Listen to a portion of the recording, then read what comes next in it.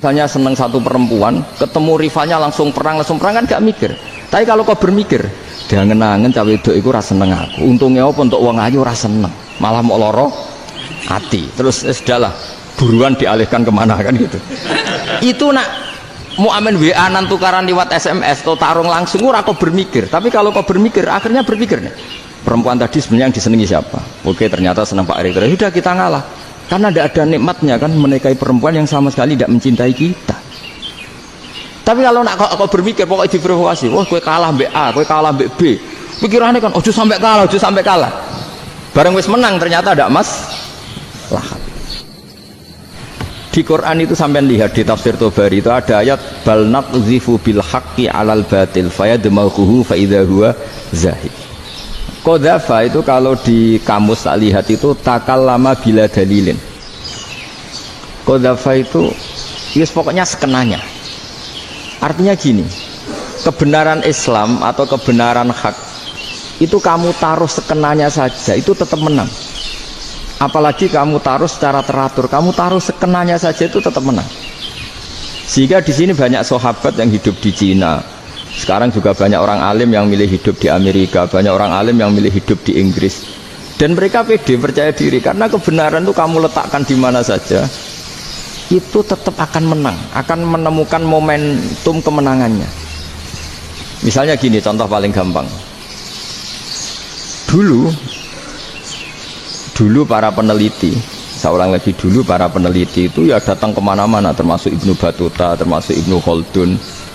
Ya semua peneliti itu suka neliti. Setelah diteliti, Quran itu satu-satunya kitab suci yang membicarakan sains, misalnya tentang falak, tentang astronomi, tentang asal-usul kejadian manusia, kejadian makhluk. Juga bicara tentang geografi, geologis, semuanya. Sementara kitab lain hanya cerita tentang mawaid wal hikam wal ibar. Jadi diteliti kayak apa, pada akhirnya hak ini yang menang. Bal naqzifu bil haqqi 'alal batil fayadmaghu fa idza huwa zahid. Saya berkali-kali cerita ada ulama yang ahli matematika. Ketika ditanya kenapa kamu suka ngajar matematika, sampai muridnya itu ragu ini guruku mlebu swarga ta ora, penggaweane mulang matematika. Tapi para muridnya bermimpi bahwa Imam Amudi itu disuruh ngajar para malaikat. Dan itu pede betul dia. Kata Allah, ini ulama saya yang iman kepada saya setingkat iman kamu. Dari malaikat itu tidak mungkin Gusti kita menyaksikan langsung engkau, sementara ini di bumi nggak menyaksikan jenengan. Kenapa bisa sepede dan seyakin itu? Akhirnya Imam Amudi disuruh ngajarin matematika. Jadi Anda kalau profesor itu nanti harus sempat ngajari malaikat, itu baru benar-benar profesor. Jadi nanti di akhirat ngajari siapa? Malaikat. Jadi ada seminar yang melibatkan banyak malaikat, narasumbernya itu seorang profesor. Itu ketika kenapa engkau begitu yakin kalau Allah itu Tuhan dan Allah itu Al-Wahidus Shomad. Terus Imam Amudi mulai nulis angka gak beraturan, 2, 3, 4, 5 sampai 1 miliar, 1 triliun, pokoknya gak beraturan. Kata beliau, nisbatus naini wasalasa ila ma la nihayatalaha iku nisbatul far'i ilal asli. Mbok angka sebanyak apapun, 2 dibanding 1 ya far'ul wahid, 3 dibanding 1 ya far'ul wahid. Semua angka yang enggak terhingga pun dibanding 1 semuanya far'ul wahid. Semua angka sebanyak apapun itu cabang dari angka 1. Fakullu hadil awalim far'un minal wahidis somad, yaitu Allah Subhanahu wa ta'ala. Wakil malaikat tepuk tangan, iya juga. Jadi begitu juga ada ulama itu ahli gambar. Saya dulu ngaji sama Mbah Mun Al-Husunul Hamidiyah, itu kitabnya itu banyak gambarnya. Dan gale gambar yang ngawur betul, mangga ahli gambar. Saya lepol, terus sempurna lele. Semua gambar bangunan, gambar sapi, pokoknya gambar. Ternyata dia menemukan Tuhan itu dari gambar. Gambar serapi ini atau seruwet ini sama. Gambar rapi sama ruwet itu sama kalau dalam pandangan tauhid.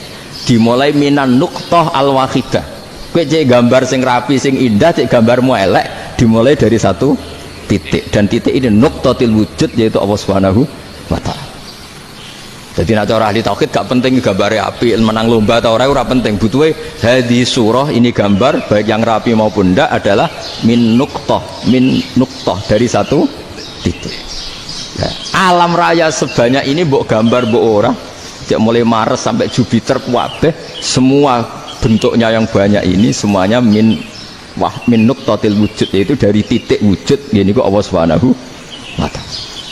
Di sini hebatnya ulama-ulama, mbok dia pengajar matematika, mbok pengajar gambar, semuanya dipakai perangkat untuk tauhid. Nah, itu kan juga bagian dari Islam damai, Islam yang sangat tidak perlu perang untuk orang dipaksa Islam. Nggak perlu provokatif kayak tadi pidatonya rektor jenengan tadi. Jadi ciri utama ilmuwan tuh kalau ngomong datar tapi logikanya nggak terbantahkan, itu ciri khas ilmuwan.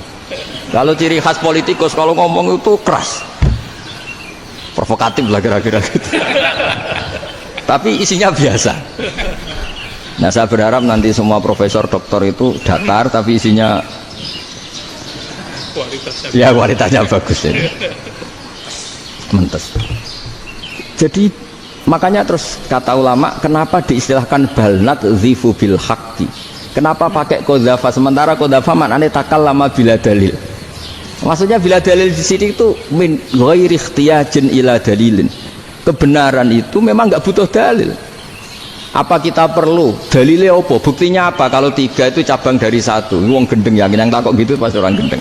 Wong 3 cabang dari 1 kok ditanyakan buktinya apa? Itu min awalil bidah. Pertama orang pasti tahu kalau 3 itu far'ul wahid, 1 juta juga far'ul wahid, 1 miliar juga far'ul. Gambar yang sebanyak apapun ya dimulai dari 1 titik, cek gambar bener maupun yang tidak. Akhirnya apa? Ulama dulu itu sebegitu rileks nerangkan tauhid. Lalu kenapa asma ini yang ya ini kan khas NU ya, khas pesantren. Sebenarnya saya keberatan pakai istilah khas NU, pakai khas pesantren, karena NU itu anaknya pesantren, jangan dibalik pesantren anaknya NU, karena sebelum ada NU itu ada pesantren. Tapi kayaknya Unisma lebih suka pakai bahasa NU, dan saya ya agak-agak orderan yang terpaksa disuruh ngomong. Ini agak apa ya, agak kacau sebetulnya, ini agak kacau. Jadi NU itu sama pesantren itu tua pesantren.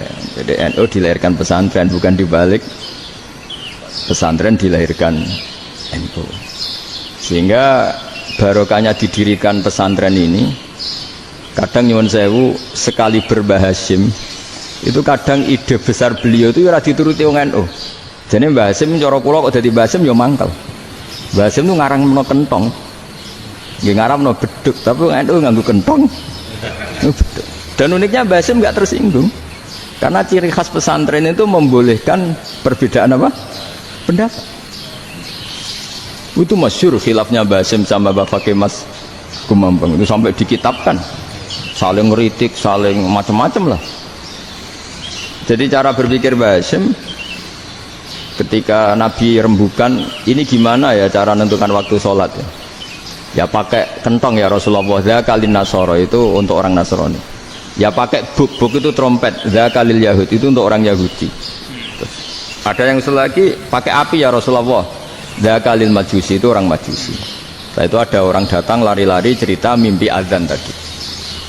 Ya itu terus dipakai sarana pemanggilan sholat ya azan itu. Sehingga Mbah Hasim menolak.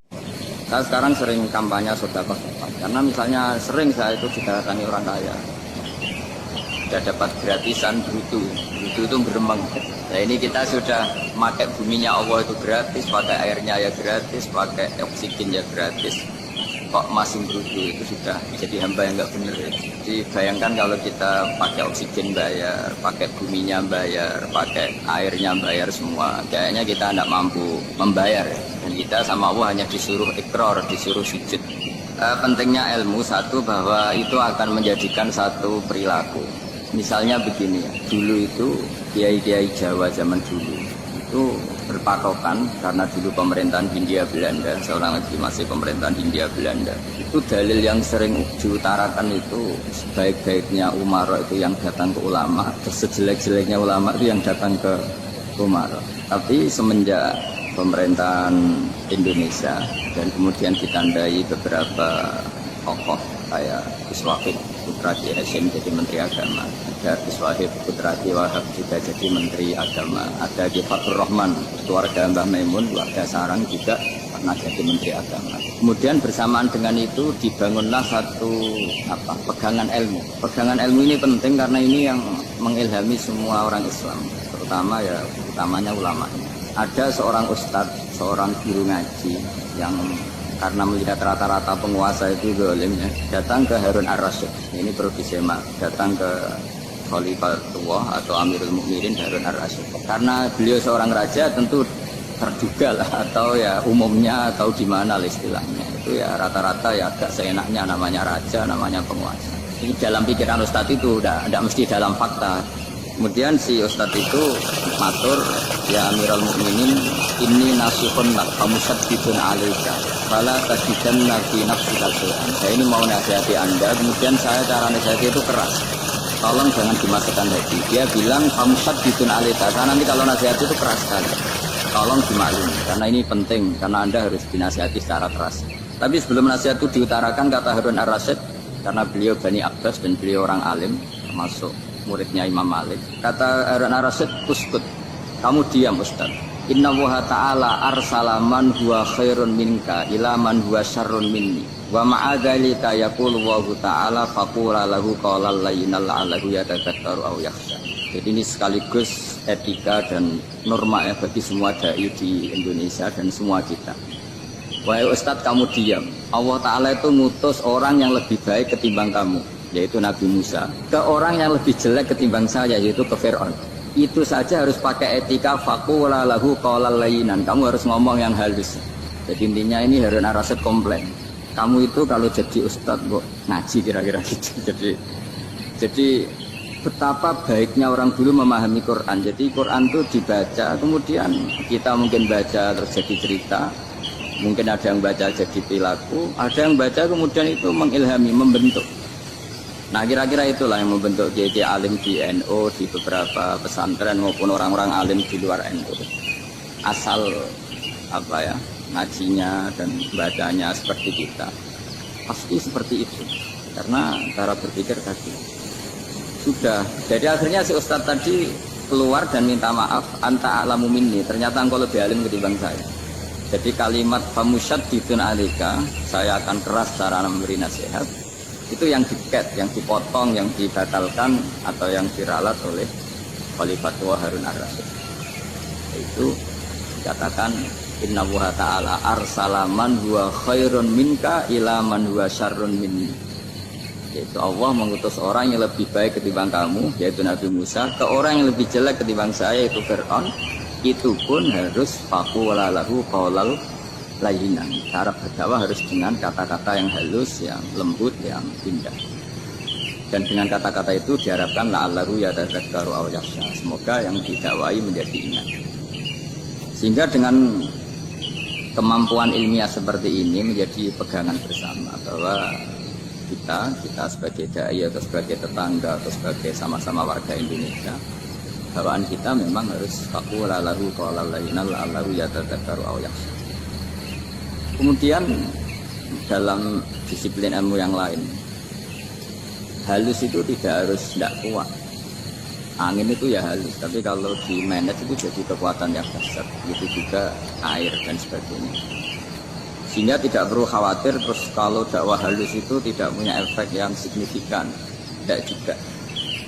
Allah Ta'ala itu pengelola angin. Angin itu kekuatannya dasar. Sehingga Nabi Sulaiman dikasih kekuatan angin dan bisa terbang kemana-mana. Kemudian sekarang jadi teknologi yang banyak memanfaatkan angin. Mulai rem, mulai apa. Sehingga dari cerita saya ini kemudian terus kiai-kiai itu membentuk dakwah termasuk di ekonomi dengan cara yang rileks. Nah cara rileks itu satu tentu dimulai dengan ilmu. Misalnya begini, saya beri contoh.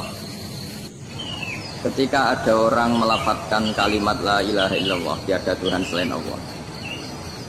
Kemudian kalimat ini mungkin kalau orang NU baca itu rutin ya, karena kiainya kelamaan dia yang ikut sambil tidur ya. Kalau tahlil itu disebut kiai tertentu itu mesti yang belakang wah suwi itu kalau dia itu lama itu. Nah kiainya juga karena jadi lakon ya kan lebih semangat karena pegang mic. Biasanya gitu di NU itu. Kalau khotib mesti semangat karena pegang mic, yang dengerin mesti ngantuk karena monoton gitu. Karena yang dengerin sudah tahu pasti nyuruh baik meninggalkan yang jelek. Jadi ilmunya sudah disimpulkan dulu. Setiap yang tidur di masjid mesti tak tanya kenapa tidur. Ilmunya ada perkembangan, terus nyuruh yang baik meninggalkan yang jelek. Tapi kalau ilmunya agak ada perubahan kan dengar semua pasti nyuruh yang jelek meninggalkan yang baik. Karena watak manusia itu agak-agak suka fitnah, itu suka geger. Tapi kalau monoton itu mesti enggak. Tapi yang menjadi pegangan kita, saya ulang lagi, itu ilmu dulu. Saya ulang lagi itu. Saya berkali-kali menyontohkan, kalau ada orang kafir, orang yang tidak bersyahadat 70 tahun, kemudian dia bersyahadat sekali saja di akhir hayatnya. Itu kata Allah, qulil ladzina kafaru iyyantahu yughfar lahum ma qad salaf. Katakan ke mereka yang kafir, jika dia mau bersyahadat, itu masa lalunya diampuni semua. Sehingga kedahsyatan kalimat ini luar biasa. Orang yang kafir 70 tahun saja, barokahnya la ilaha illallah ini, biasanya bisa diampuni semua.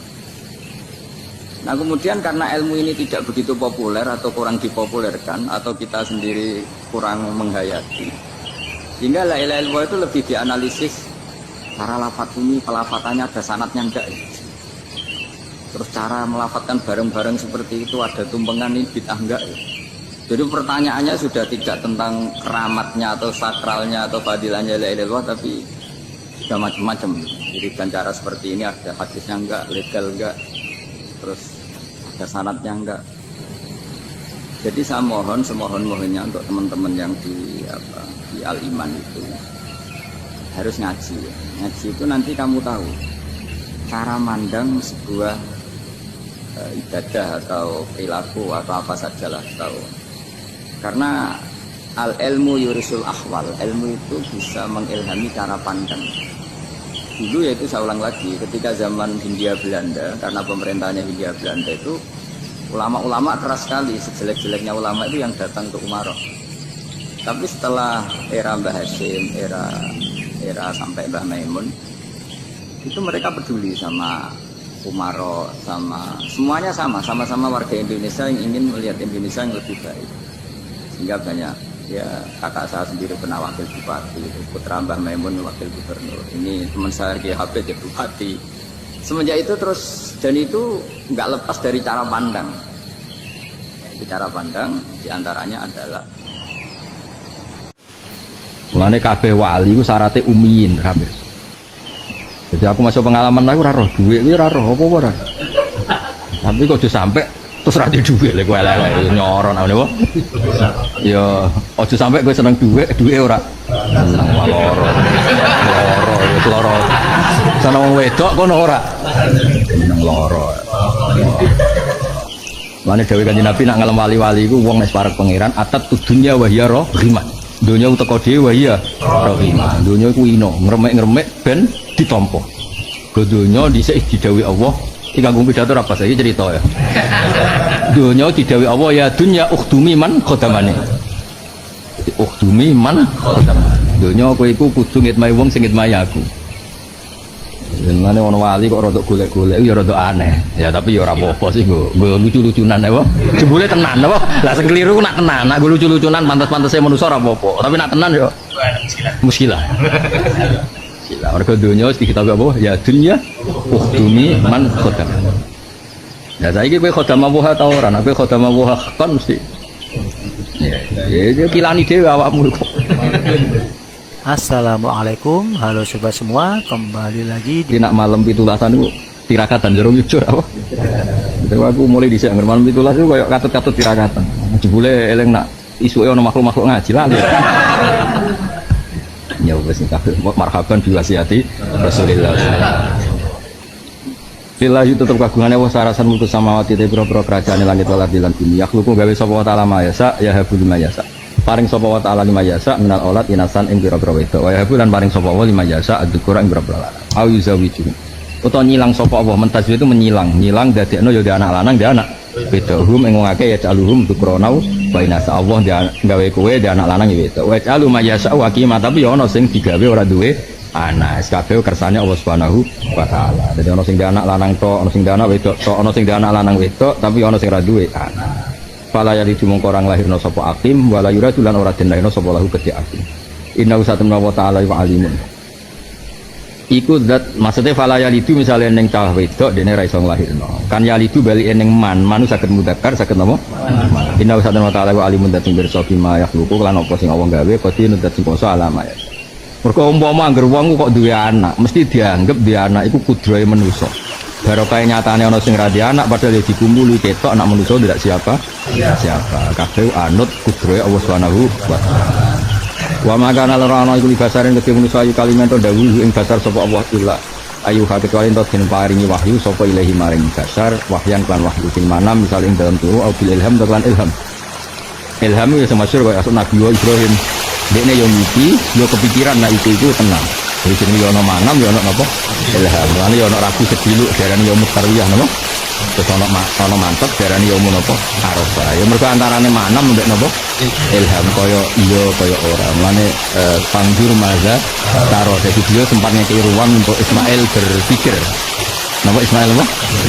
Terus Ismail terus belum mikir apa kalau ya hal matuk mah jadi itu nunjukno nabi ku ya oleh mamang tapi sithik nggo syarat basariah napa nggo syarat basariah tapi hakikate ya wis yakin tapi nggo syarat kayak Kanjeng Nabi pertama roh malaikat dianggap malakul maut mulane nabi ku mlayu mergo nyangka iku malakul sampai ngendikan zamiluni dasiruni pertama ngendikan yo inni khasyitu ala nafsi aku iku wedi lha umpama nabi dari awal yakin iku Jibril yo ora wedi. Mana kadang ora roh itu penting, justru ora roh itu nunjukno nak jujur. Tapi nak roh malah kadang mereka yes. Mana ora roh itu kadang apik. Disebut makun tatadri mal kitab walal iman. Kowe ora roh Muhammad iman wopo kitab. Mergo malaikat Jibril pertama disangka malaikat maut sampai maturne Khadijah wa inni khasyitu ala nafsi.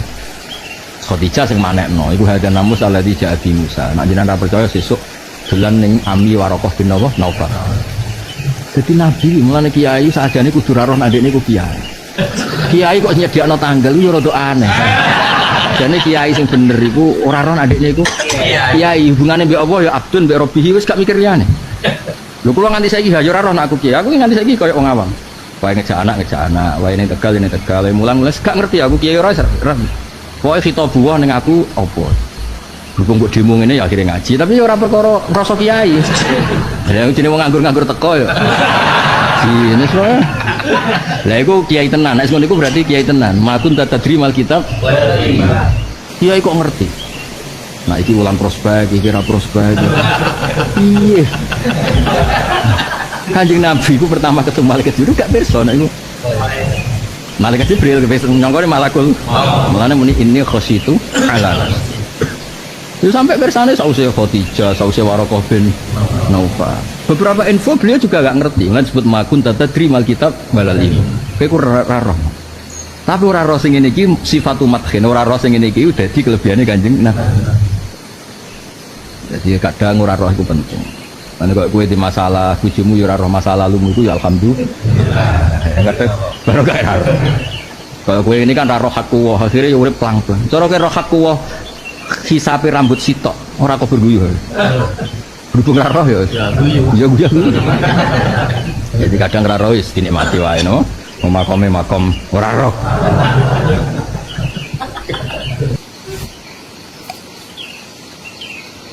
Au illa mi wara hijabin utawa saking gurine hijab bi ayyusmi'ahu.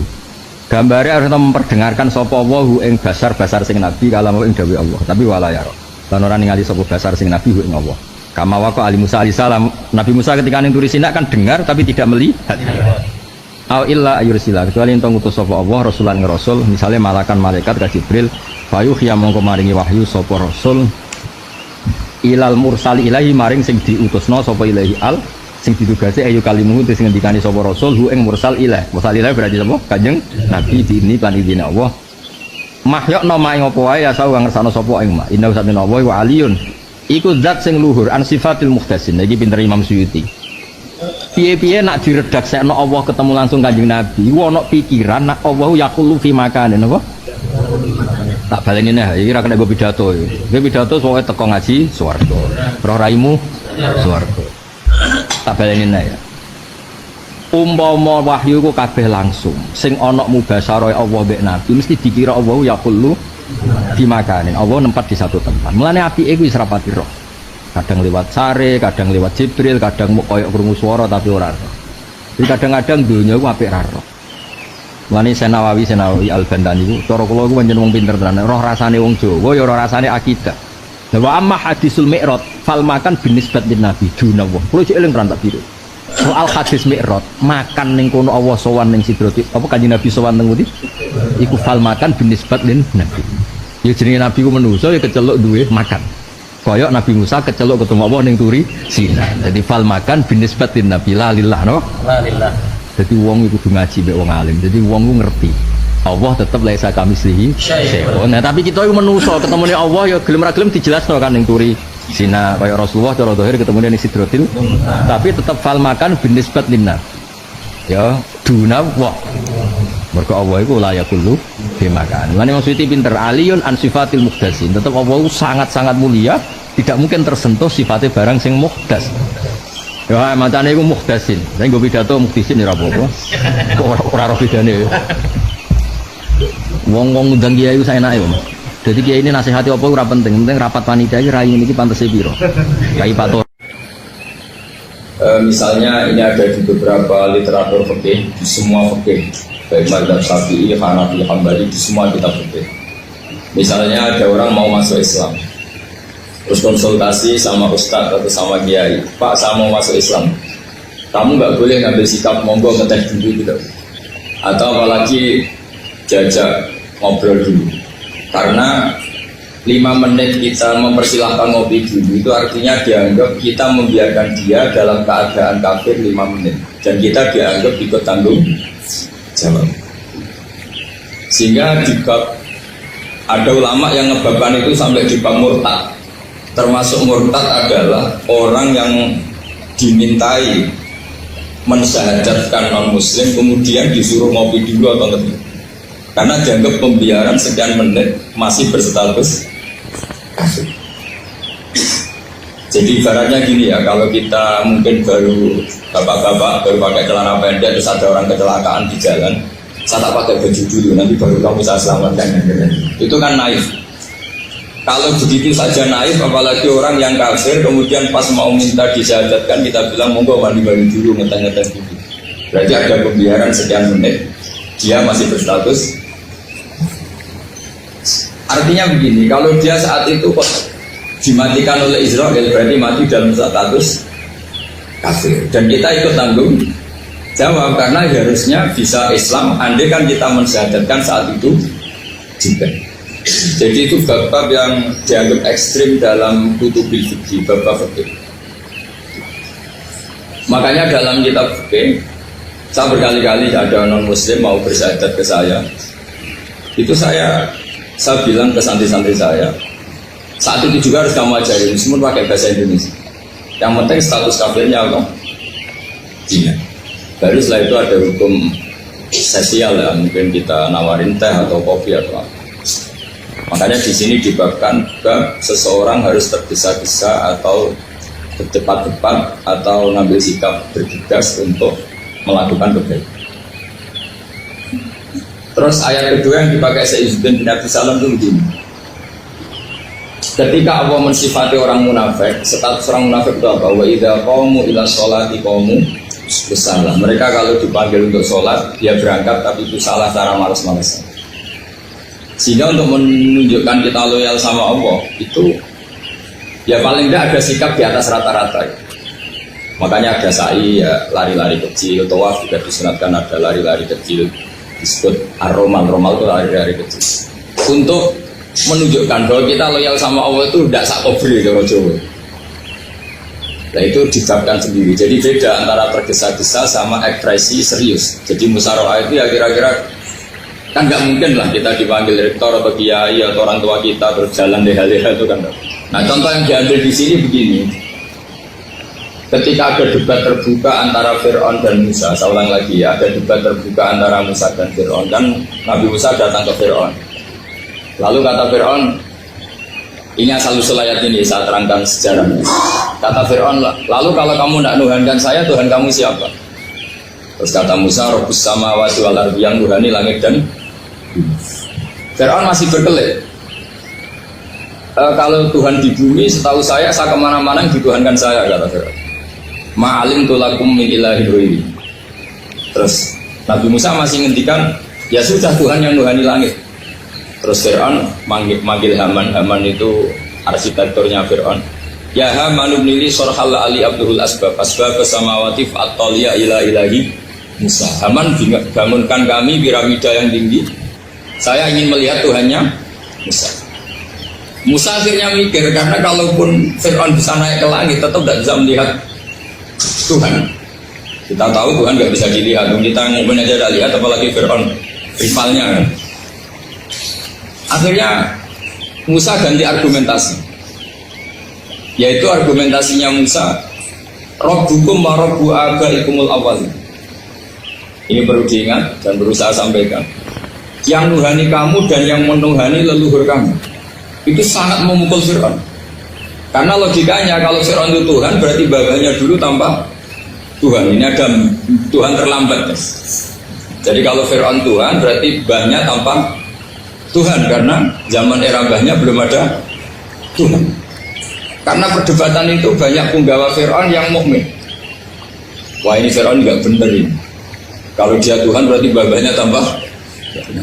Karena kalau iman itu akan diadili, akan dieksekusi, maka orang ini berstatus rojulum mukminum min ali Fir'aun yaktum imanah. Maka di Quran diterangkan wa qala rojulum mukminum min ali Fir'aun yaktumu imanah. Ada seseorang yang iman tapi menyembunyikan iman. Lah orang ini selalu ikut rapat di rapat-rapat penting Fir'aun, termasuk rapat ketika Fir'aun dan para tentaranya memutuskan membunuh Musa.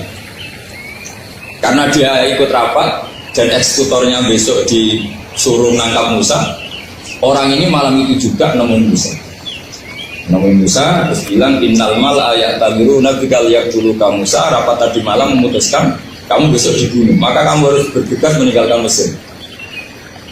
Nah, dari kesimpulan itu, dari cerita itu kemudian diambil cara hukum fikih bahwa untuk menyelamatkan darah harus bergegas. Andai kan Musa itu kok sak kobre, sak sempate, maka keburu. Andai kan ini rojul ini tadi, orang tadi penasihat tadi, kok sak kobre ya, maka berarti Musa terlanjur terbang. Jadi itu pentingnya ulama ya. Jadi cerita yang linier, cerita yang seakan-akan cerita, di tangan ulama tetap menjadi al-ahkam al-fiqhiyah, menjadi ketentuan-ketentuan apa?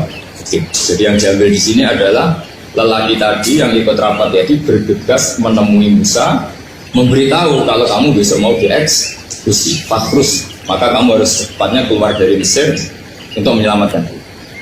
Terus oleh Syaizuddin tidak disalah dibabkan bab harus tergesa-gesa menyelamatkan darahnya orang apa? Islam. Jadi ini penting saya sampaikan. Jadi al-qasas ya, semua cerita di Quran itu tidak sebagai cerita, karena Quran tidak ingin melahirkan pendongeng, tapi harus menjadi ibrah, menjadi teladan. Jadi makanya terus di kitab-kitab ulumul Quran diterangkan al-qasas ya, beberapa cerita di Quran adalah semuanya menjadi ketentuan fikih.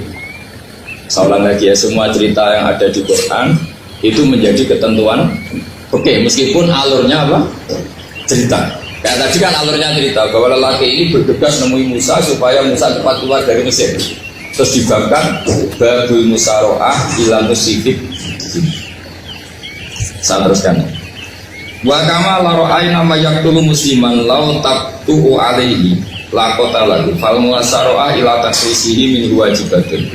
Idlaisal unatu mahmudatan fi kulli syai'in falaha mawatin untuk madu fiha wa mawatin untuk dambu fiha wa kadzalika al musara'a wal lain wal dirda wa ghairuhuma. Terus cara berpikir ulama, saya pernah baca dalam satu sejarah ulama besar namanya Sufyan Ats-Tsauri. Sufyan Ats-Tsauri itu menjadi wali itu gara-gara kalau sholat di masjid itu beliau datang sebelum adzan. Saya ulang lagi, beliau datang sebelum adzan. Ditanya, kenapa kalau kamu datang sebelum adzan? Saya ini gak ingin jadi hamba yang buruk. Hamba yang buruk atau pembantu yang buruk adalah setempe nunggu dipanggil.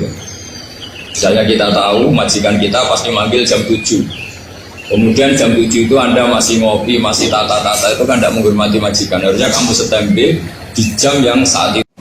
Saya sekarang sering kampanye sedekah tepat, karena misalnya sering saya itu didatangi orang kaya, sudah dapat gratisan bruto itu berembang.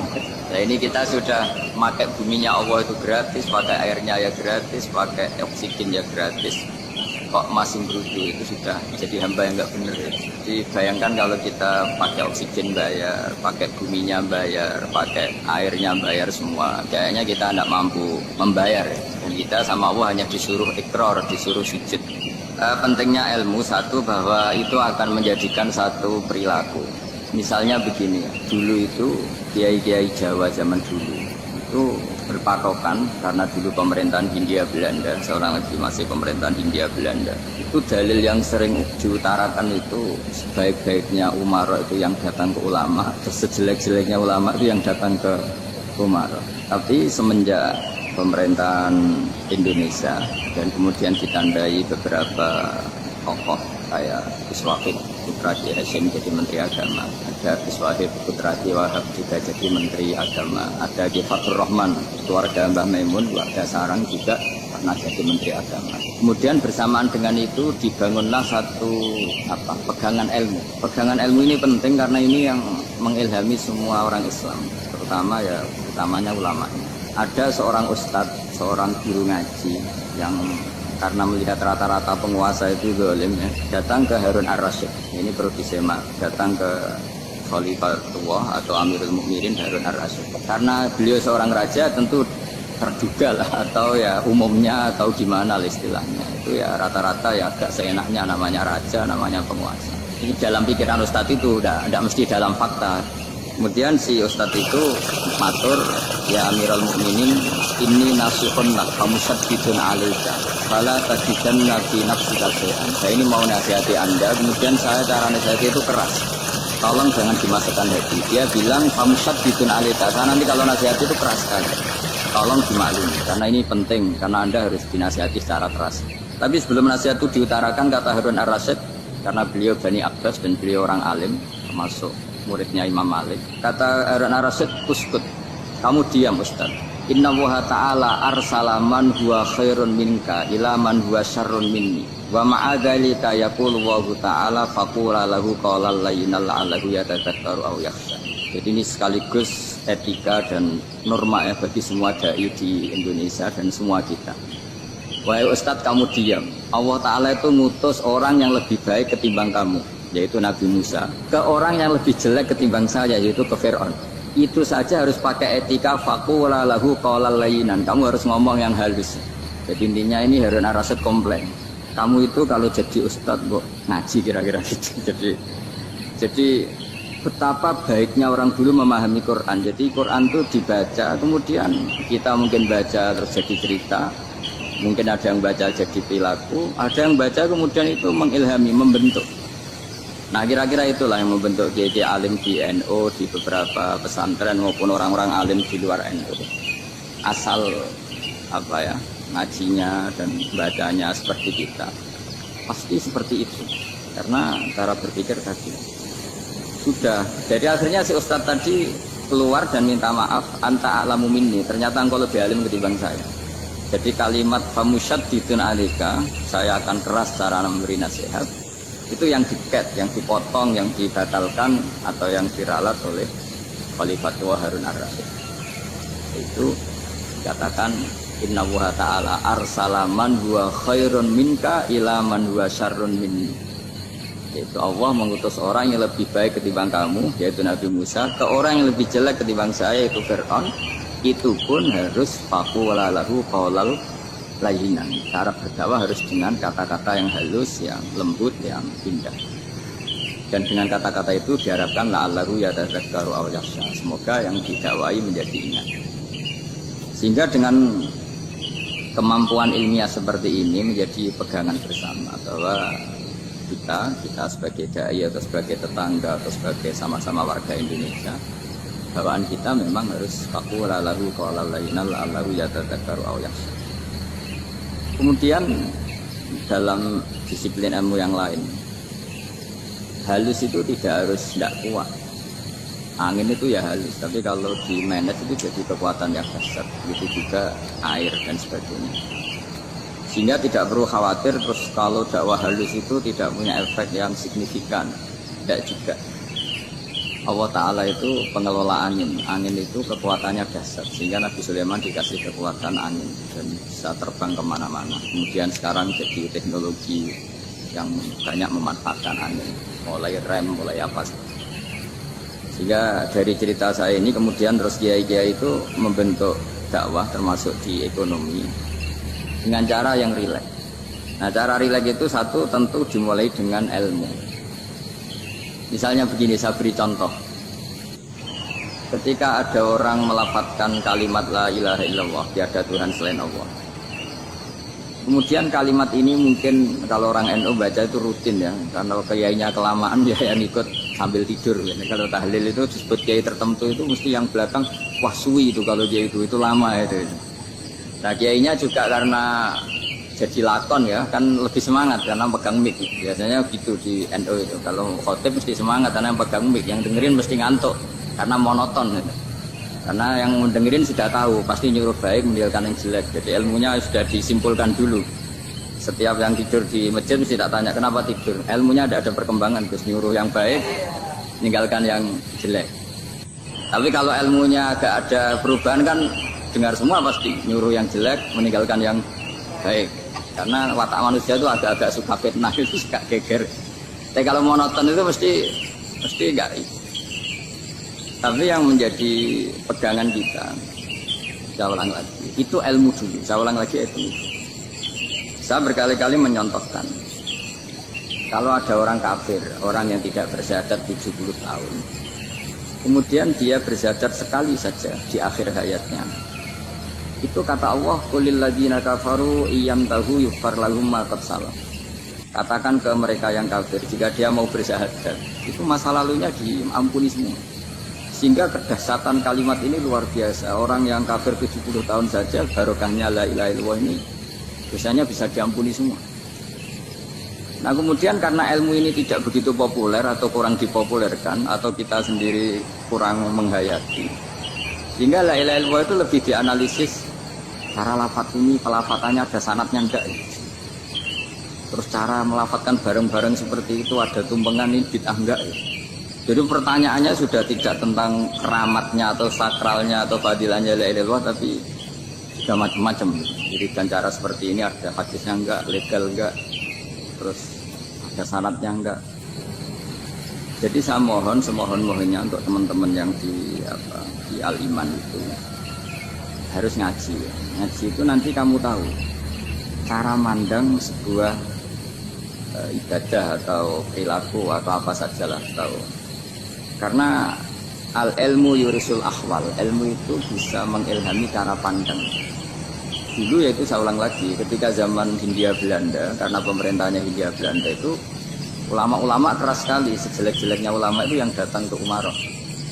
Tapi setelah era Mbah Hashim, era sampai Mbah Maimun, itu mereka peduli sama Umaroh, semuanya sama-sama warga Indonesia yang ingin melihat Indonesia yang lebih baik. Hingga banyak ya kakak saya sendiri pernah wakil bupati, terus putra Mbah Maimun wakil gubernur. Ini teman saya Kiai Habib ya bupati. Semenjak itu terus, dan itu nggak lepas dari cara pandang. Ya, cara pandang diantaranya adalah misalnya seneng satu perempuan, ketemu rivalnya langsung perang kan gak mikir. Tapi kalau kau bermikir, diangen-angen cawe wedok iku ora seneng aku. Untungnya apa untuk wong ayu ora seneng, malah mau loro hati. Terus sudahlah, buruan dialihkan kemana kan gitu. Itu nak mau amen WA nan tukaran lewat SMS atau tarung langsung ora kau bermikir. Tapi kalau kau bermikir, akhirnya berpikir nih, perempuan tadi sebenarnya yang disenangi siapa? Oke, ternyata senang Pak Erick. Sudah kita ngalah. Karena tidak ada nikmatnya kan menikahi perempuan yang sama sekali tidak mencintai kita.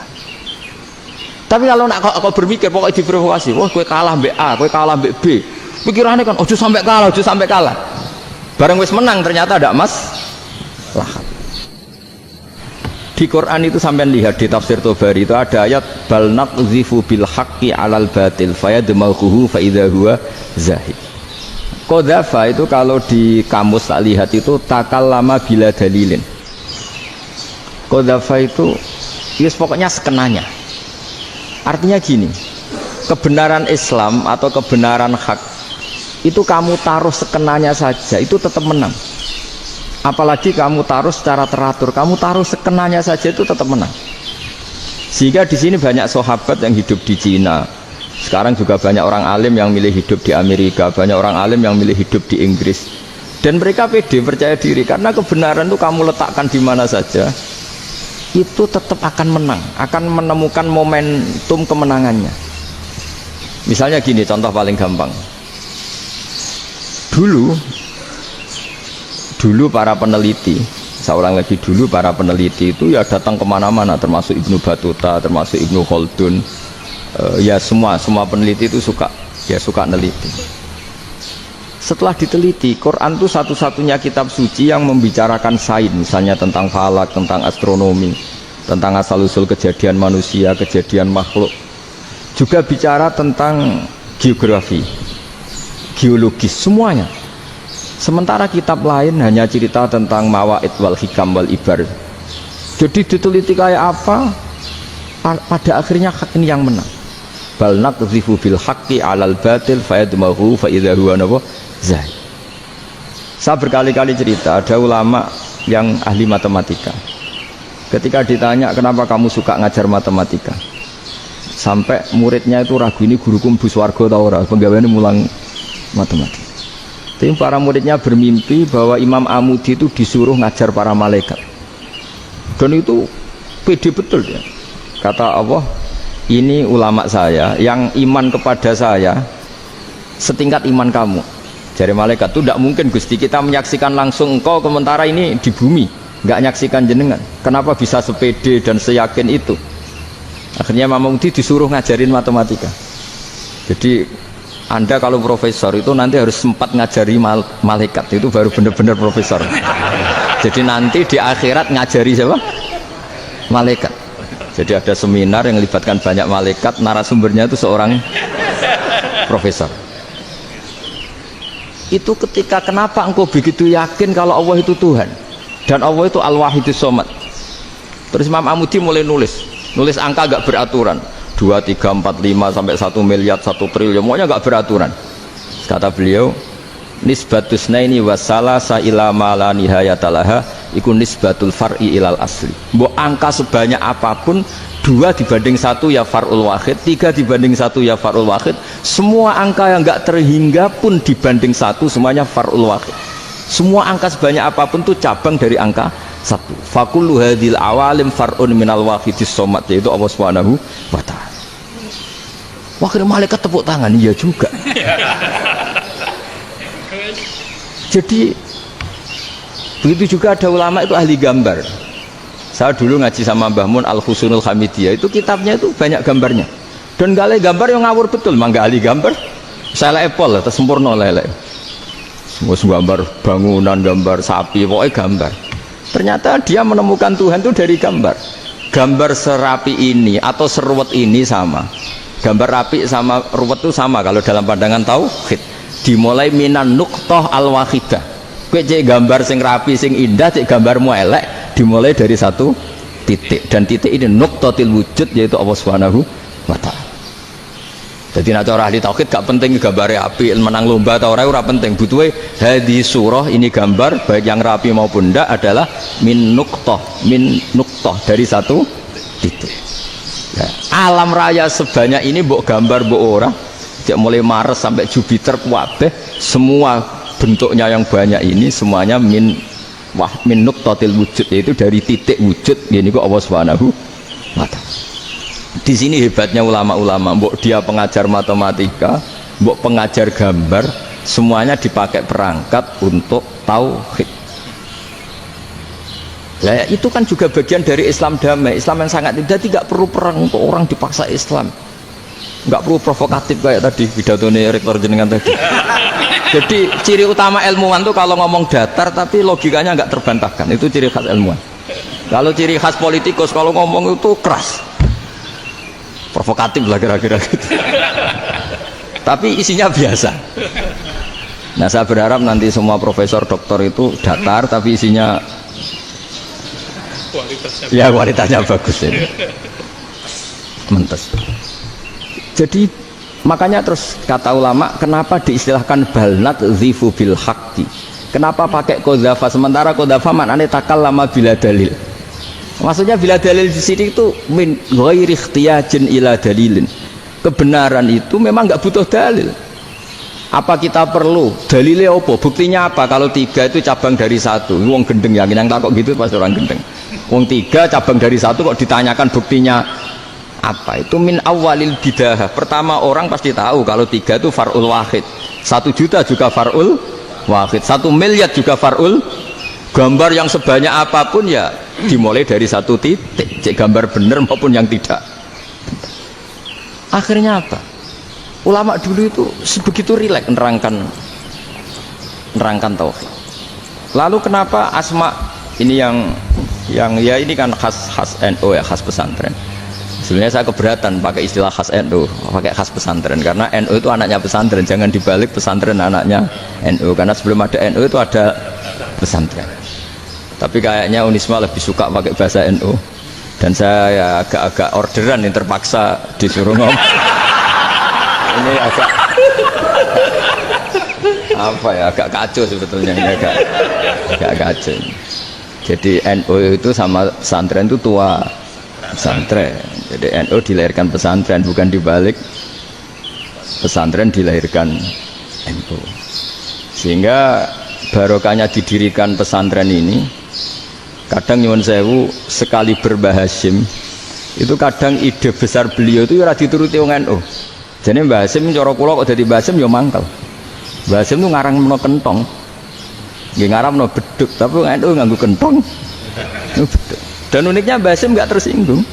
Karena ciri khas pesantren itu membolehkan perbedaan apa? Pendapat. Itu masyhur khilafnya Mbah Hasyim sama Bapak Kemas Kumambang itu sampai dikitabkan. Saling ngeritik, saling macam-macam lah. Jadi cara berpikir Mbah Hasyim ketika Nabi rembukan, ini gimana ya cara menentukan waktu sholat ya? Ya pakai kentong ya Rasulullah, dzakalin nasara itu untuk orang Nasrani. Ya pakai buk itu trompet, dzakalil Yahud itu untuk orang Yahudi.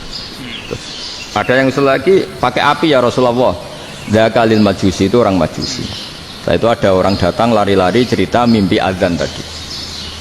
Ya itu terus dipakai sarana pemanggilan sholat ya azan itu, sehingga Mbah Hasyim menolak.